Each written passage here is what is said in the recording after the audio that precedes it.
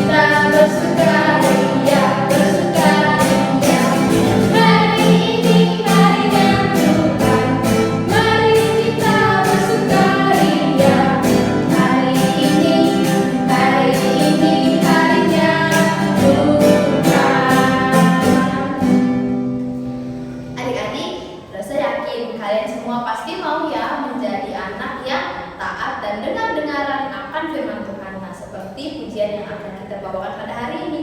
Dengar, dia panggil nama saya. Musik.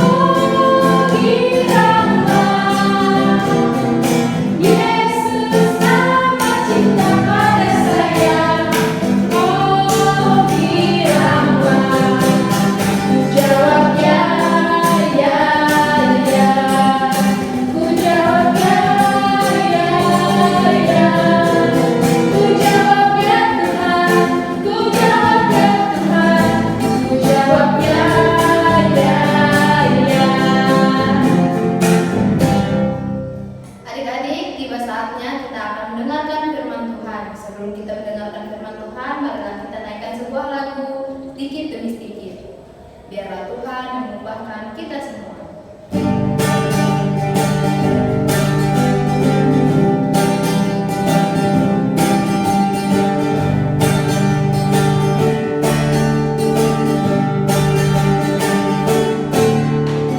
Sing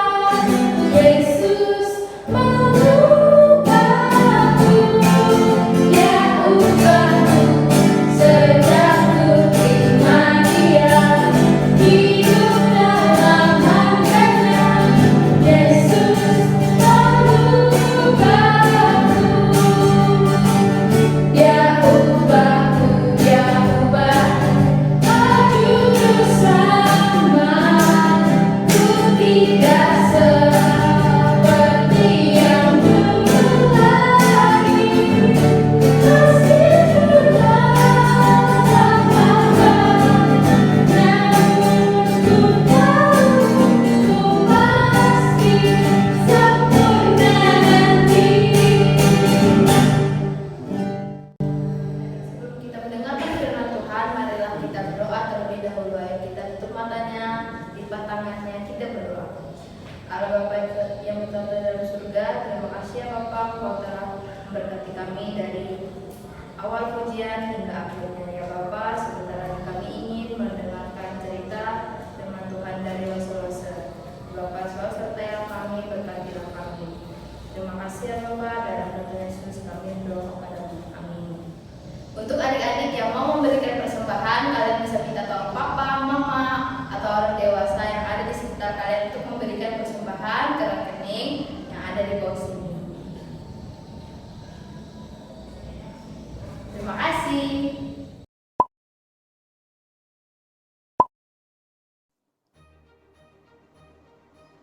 Oh, hai, shalom adik-adik, ketemu lagi sama Mas Fani.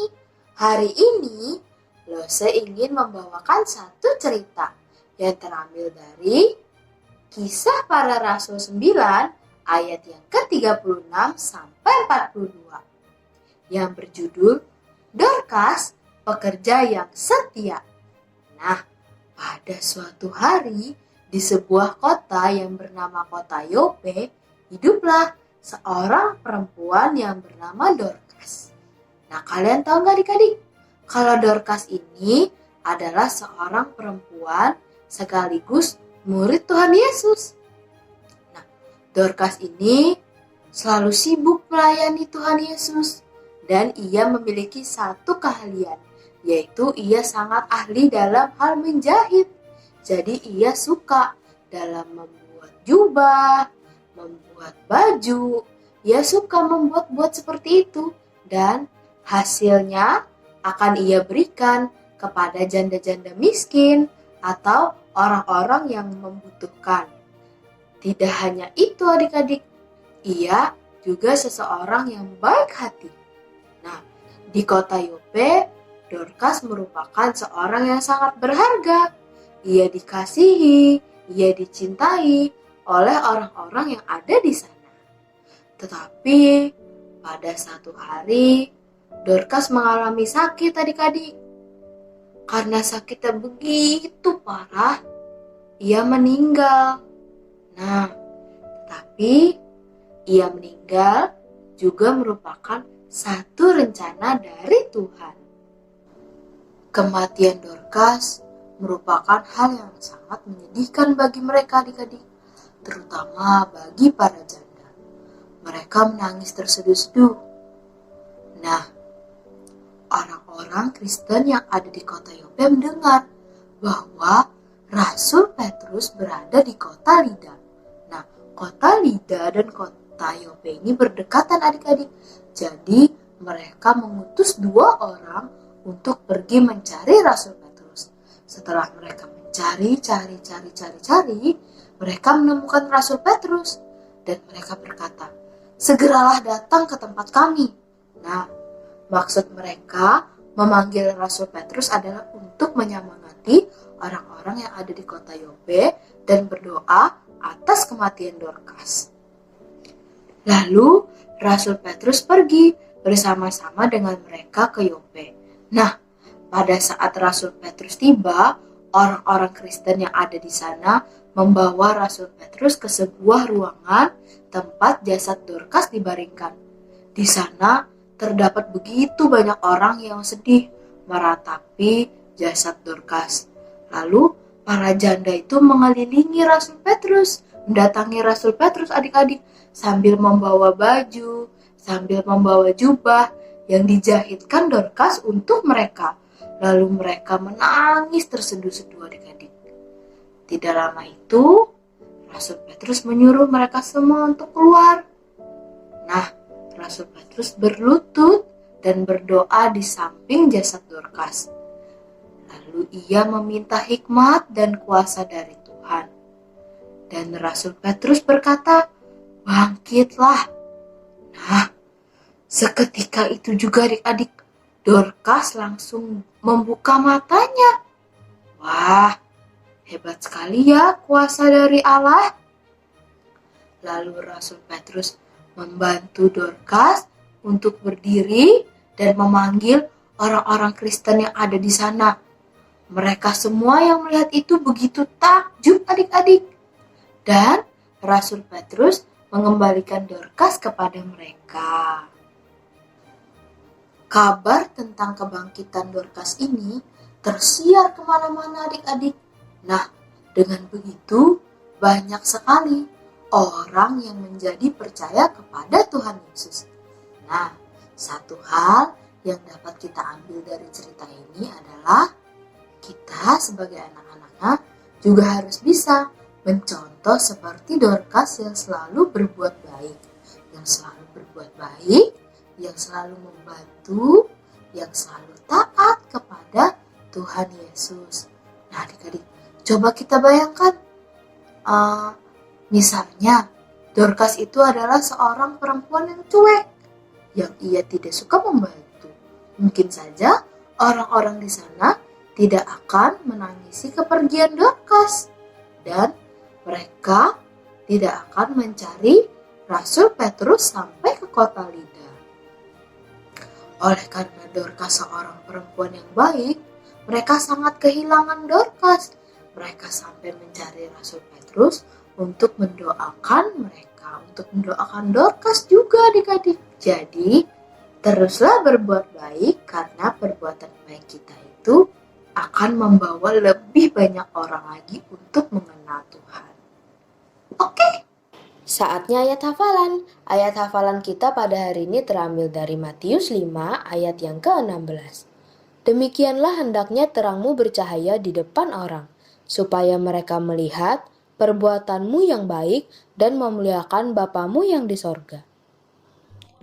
Nah, untuk aktivitas pada minggu ini, Loisa mau kalian menuliskan perbuatan-perbuatan baik kalian yang sudah kalian lakukan hari ini. Nanti perbuatan baik itu kalian foto ya, karena Loisa juga ingin tahu kalian sudah melakukan perbuatan baik apa sih hari ini. Selanjutnya, seperti yang kalian lihat pada layar, nah di situ kan terdapat beberapa gambar. Loisa mau kalian menuliskan cerita singkat tentang salah satu tokoh yang ada pada gambar. Nah, jangan lupa juga untuk dituliskan doanya ya adik-adik.